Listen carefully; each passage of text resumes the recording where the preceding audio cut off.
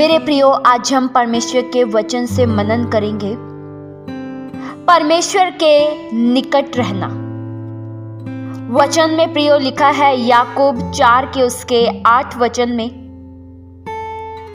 परमेश्वर के निकट आओ तो वह भी तुम्हारे निकट आएगा। प्रियो, क्या आप परमेश्वर के निकट रहना चाहते हैं?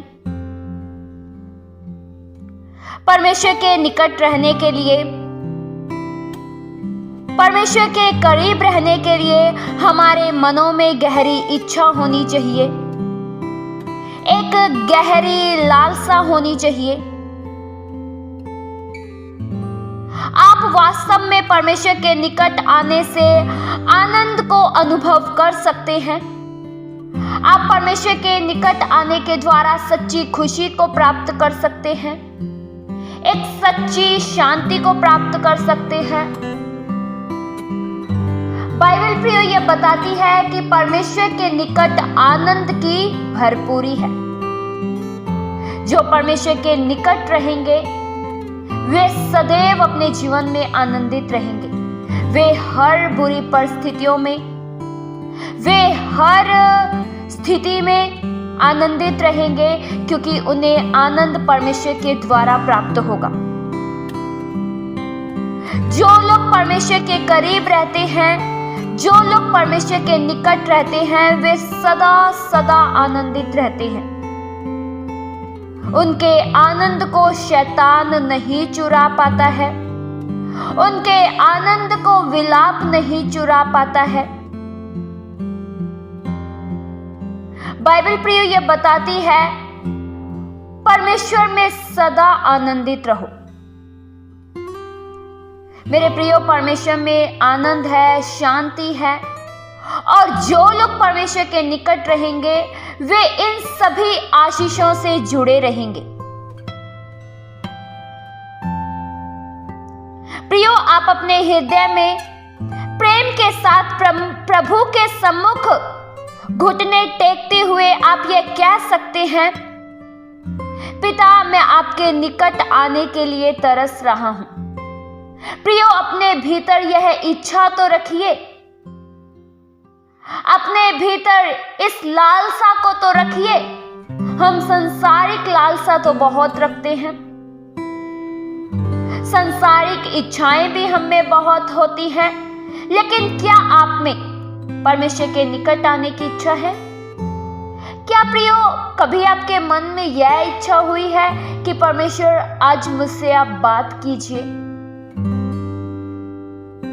क्या आपको परमेश्वर के वचनों के भेद को समझने की कभी इच्छा हुई है? प्रियो, हमारे मनों में एक अच्छी इच्छा होनी चाहिए। याकूब लिखते हैं, परमेश्वर के निकट आओ और वह भी तुम्हारे निकट आएगा।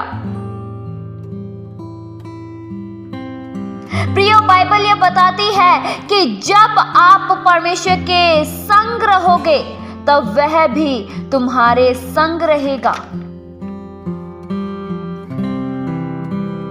जब आप परमेश्वर की खोज में लगे रहोगे तो बाइबल बताती है वह तुमको मिल जाएगा।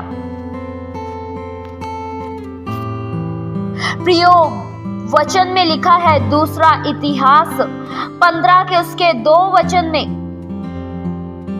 जब तक तुम यहोवा के संग रहोगे तब तक वह तुम्हारे संग रहेगा, और यदि तुम उसकी खोज में लगे रहो तब तो वह तुम से मिला करेगा।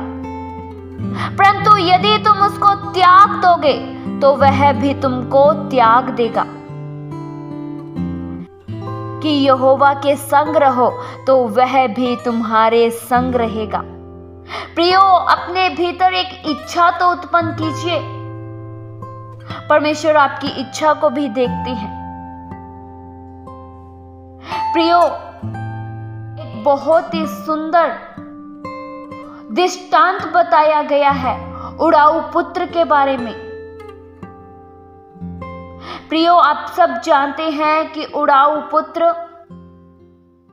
पिता के घर से दूर चला गया था। उसने अपने पिता का घर त्याग दिया था।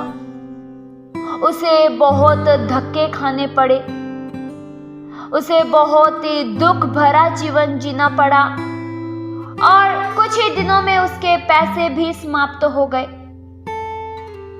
उसका धन समाप्त हो गया और वह पूरी तरह से कंगाल हो गया। जब तक पिता के घर में था तब तक सब आशीषें उसकी थी, हर तरह का भोजन वह खाता था, आनंदित जीवन जीता था। लेकिन जब अपने पिता के घर से दूर गया तो वह कंगाल बन गया। प्रियो, स्वर्गीय पिता के पास ही जीवन की हर खुशियां हैं। प्रियो, जब उड़ाऊ पुत्र अपने पिता के घर लौटने का फैसला करता है और जब वह अपने घर को जाता है तो उसके पिता उसे दूर से देख लेते हैं। उड़ाऊ पुत्र के पिता अपने पुत्र से मिलने के लिए दौड़ते हैं और उसे गले लगाते हैं। प्रियो, हमारे स्वर्गीय पिता का भी स्वभाव कुछ इसी तरह का है। परमेश्वर दया से परिपूर्ण है। परमेश्वर आज भी हमें गले लगाना चाहते हैं। प्रियो, आप फैसला तो लीजिए उड़ाऊ पुत्र की तरह। आप यह तो निर्णय लीजिए, मैं अपने पिता के घर में वापस जाऊंगा। पिता आज भी बेसब्री से आपका इंतजार कर रहा है। स्वर्गीय पिता आज भी आपकी फिक्र करते हैं। आज भी परमेश्वर आपके बारे में एक अच्छी कल्पना करते हैं। प्रियो, जब उड़ाऊ पुत्र अपने पिता के घर में आया तो पिता ने उसे त्यागा नहीं, उसे भगाया नहीं, लेकिन पिता प्रेम से भर गए। उस पिता के लिए इससे बड़ी खुशी की बात और कोई नहीं थी। उसका बेटा वापस घर में आ गया, उसका बेटा लौट आया। प्रियो, स्वर्गीय पिता भी यही चाहते हैं कि हम लौट आए। हम जो भी मार्ग में चल रहे हैं उस मार्ग से प्रियो लौट आइए और उस खुदा के मार्ग में आइए। वही सच्चे पिता हैं। स्वर्गीय पिता के पास ही जीवन की हर खुशियां हैं। स्वर्गीय पिता में ही जीवन की हर खुशियां निहित है। परमेश्वर आज भी यह चाहते हैं कि जो आप उस स्वर्गीय पिता से दूर चले गए हैं, आज ही यह फैसला लीजिए, आज ही अपने कदम को बढ़ाइए। आप कदम को बढ़ाएंगे, परमेश्वर आपको देख लेंगे, परमेश्वर आपकी इच्छा को जान लेंगे और परमेश्वर आपको फिर से गले लगा लेंगे, आपको फिर से अपना लेंगे। प्रियो, वो स्वर्गीय पिता है, वह आज भी आपको नहीं भूले हैं। वह स्वर्गीय खुदा है, वे आज भी आपसे बहुत प्रेम करते हैं। इस वचन के द्वारा परमेश्वर आप सभी को बहुतायत सी आशीष दे। आइए हम प्रार्थना करें।